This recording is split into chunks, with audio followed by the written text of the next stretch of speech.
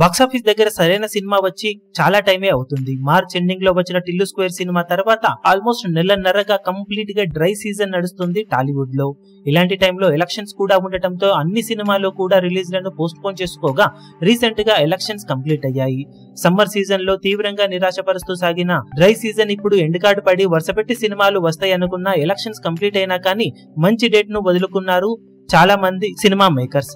ముఖ్యంగా ఈ నెల 17న రిలీజ్ అవ్వాల్సిన యంగ్ హీరో విశ్వక్సేన్ నటించిన latest movie gangs of Godavari cinema అన్ని అనుకున్నట్లు జరిగి ఉంటే శుక్రవారం గ్రాండ్ గా రిలీజ్ అయి ఉండేది. అదే కనుక జరిగి ఉంటే మంచి మాస్ కంటెంట్ తో తెరకెక్కిన ఈ సినిమా అటు బ్యాక్ టు బ్యాక్ హిట్స్ తర్వాత విశ్వక్సేన్ నటించిన సినిమా కూడా అవ్వడంతో ఖచ్చితంగా తన కెరీర్ లో బెస్ట్ ఓపెనింగ్స్ ని నమోదు చేసుకుని ఉండేది. కానీ కొంతవరకు పెండింగ్ ఉండటంతో ఈ సినిమాను రిలీజ్ ను సడన్ గా పోస్ట్ పోన్ చేసేసి మే చివరిన ఇతర సినిమాల మధ్య పోటీలో రిలీజ్ చేస్తూ ఉన్నారు. దాంతో ఎలక్షన్స్ తర్వాత ఆవురావురమంటూ కొత్త సినిమాల కోసం ఎదురు చూస్తున్న ఆడియన్స్ కి అసలు ఈ వీకెండ్ లో ఒక్క సినిమా కూడా లేకుండా పోయింది.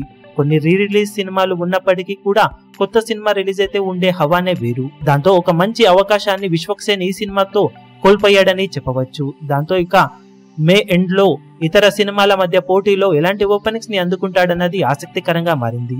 ఇక మే ఎండ్ వరకు కూడా సరైన సినిమాలు లేకపోవడంతో చాలా వరకు థియేటర్స్ ను సింగిల్ స్క్రీన్స్ ను మూసేస్తున్నారు థియేటర్ ఓనర్స్. ఇక మే ఎండ్ నుండే తిరిగి సీజన్ స్టార్ట్ అయ్యే అవకాశం ఉందని చెప్పవచ్చు.